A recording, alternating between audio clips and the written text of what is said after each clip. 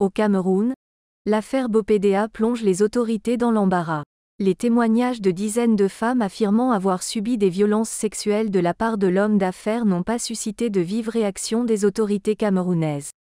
Une posture pour le moins frileuse qui interroge au vu de l'ampleur de l'affaire et du nombre de personnes potentiellement concernées.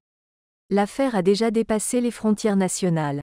Depuis la publication par un lanceur d'alerte d'une série de témoignages accusant l'homme d'affaires Hervé Bopedea d'avoir perpétré des abus sexuels dans diverses villes du Cameroun, la colère ne cesse de monter au sein de l'opinion, dans le pays comme au sein de la diaspora.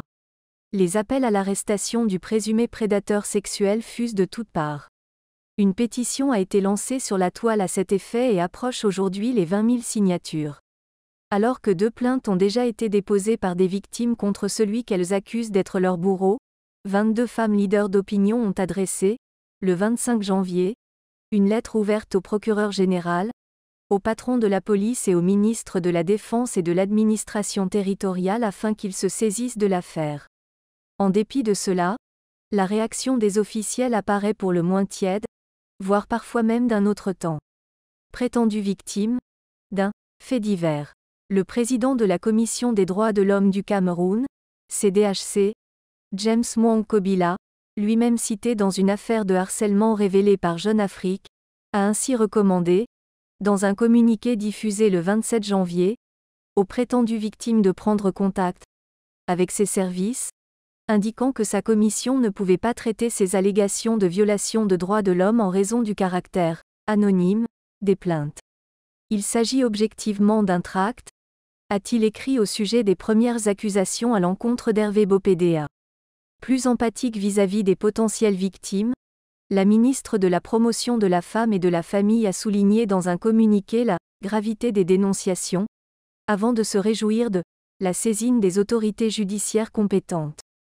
La posture de Marie-Thérèse Abena-Odoa, qui apparaît bien timide par rapport à celle qu'elle avait adoptée en juin 2021 dans une autre affaire, celle du journaliste Martin Camus-Mimbe impliqué dans un scandale sexuel, n'est cependant pas passée inaperçue. Cette année-là, elle avait en effet organisé une conférence de presse pour dénoncer un phénomène de plus en plus récurrent, tout en marquant sa détermination à enrayer le phénomène. Au sein de l'administration camerounaise, certains responsables n'hésitent pas à qualifier l'affaire Hervé Bopedea de « fait divers », qu'il ne faudrait pas amplifier outre mesure alors que la justice a déjà été saisie. Le procureur général de Douala a même refusé de s'autosaisir du dossier lorsque des responsables d'une ONG de défense des droits de l'homme se sont rendus, le 23 janvier, dans ses bureaux pour le motiver à le faire. Il nous a demandé de voir avec la police ou la gendarmerie. Et quand nous lui avons dit que les victimes avaient peur de porter plainte, il nous a répondu que ce n'était pas à lui de se saisir de cette affaire et qu'il ne le fera pas. Puis, il nous a abandonnés dans son bureau, a raconté à Jeune Afrique Nkwame Hamlet, activiste des droits de l'homme présent au moment des faits. Je ne connais pas ce monsieur. Hervé Bopedea jouit-il de réseaux haut placés qui empêcheraient toute action judiciaire contre lui? Plus d'une semaine après le premier témoignage l'accusant de crimes sexuels, l'intéressé n'a toujours pas été entendu par les autorités judiciaires. Des voitures de la gendarmerie ont bien été observées le 29 janvier aux alentours de l'une des résidences que l'homme d'affaires occupe au quartier Bonapriso à Douala. Mais, selon des sources non officielles, ce déploiement faisait suite à des menaces. Ces dernières ont été proférées par un groupe de moto-taximens mené par l'activiste Blaise Essama, qui avait annoncé sur les réseaux sociaux préparer un raid sur le domicile de Bopedea pour l'y déloger. Interrogé sur le sujet, le préfet du Wouri a soutenu n'avoir donné aucun ordre dans ce sens et je n'ai pas non plus été informé. Il peut s'agir d'une action judiciaire, je n'en ai pas connaissance. Si M. Bopedea estime qu'il est danger, il n'a qu'à se rendre dans un commissariat et sa sécurité sera garantie, a indiqué Benjamin Mboutou. Hervé Bopedea s'est bâti ces dernières années une réputation d'intouchable. Bien que fiché par les services d'Interpol depuis son rapatriement d'Angleterre, l'homme d'affaires surjoue des amitiés qu'il entretient auprès de certains membres des forces de défense ou de l'administration. Dans une vidéo enregistrée dans les locaux de la préfecture, il s'affiche en habitué des lieux. Je ne connais pas ce monsieur et je ne l'ai jamais rencontré, affirme pourtant le préfet Mboutou.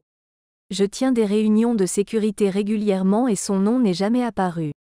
J'ai appris l'existence de ce type lorsque le scandale le concernant a éclaté.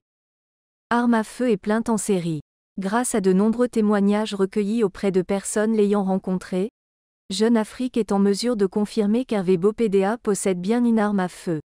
Comment l'a-t-il obtenue? L'un de ses proches raconte vaguement une agression qu'il aurait subie et qui l'aurait amené à en obtenir une pour pouvoir se défendre.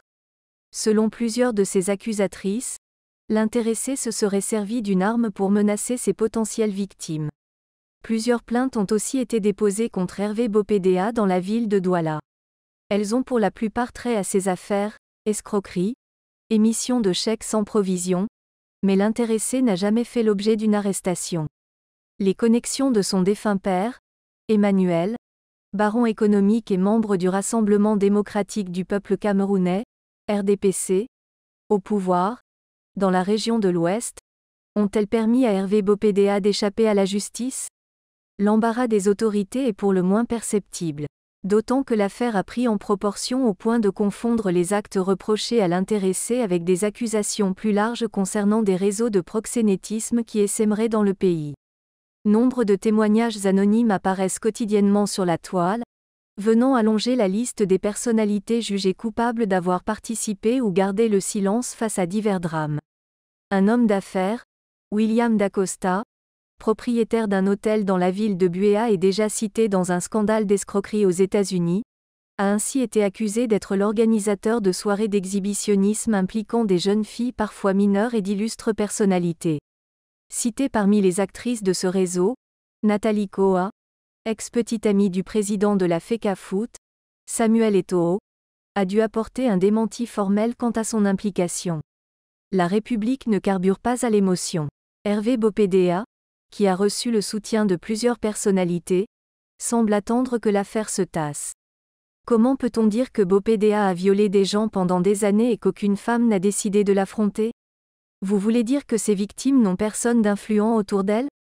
A ainsi interrogé l'économiste Dieudonné Essomba dans un célèbre talk-show télévisé. La République ne carbure pas à l'émotion, a également lancé l'enseignant et philosophe Fridolin Henk. Personne ne doit plus être arrêté dans ce pays à la suite de la clameur populaire. Que la justice prenne le cas d'enquêter. Il y a des petits malins qui profitent de la situation pour régler leurs comptes, et ça décrédibilise le message des vraies victimes, croit même savoir un internaute. Au sein de l'administration, on assure vouloir procéder méthodiquement. Nous avons des délégations régionales qui remontent l'information vers les services centraux, indique Edwige Grace Mbakong, responsable de la communication du ministère de la Promotion de la Femme. Nous sommes allés vers les victimes et certaines ont refusé de témoigner. Voilà pourquoi, dans sa communication, la ministre les encourage à se rapprocher des avocats, souligne-t-elle. Méfiant, la société civile et l'opinion publique mobilisées sur les réseaux sociaux et sur le terrain n'entendent pas faiblir et veulent maintenir la pression pour réclamer justice, en soutien des avocats en charge des deux plaintes déposées notamment Dominique Fous et Guy-Olivier Moteng. Suffisant pour vaincre l'immobilisme et la frilosité des autorités?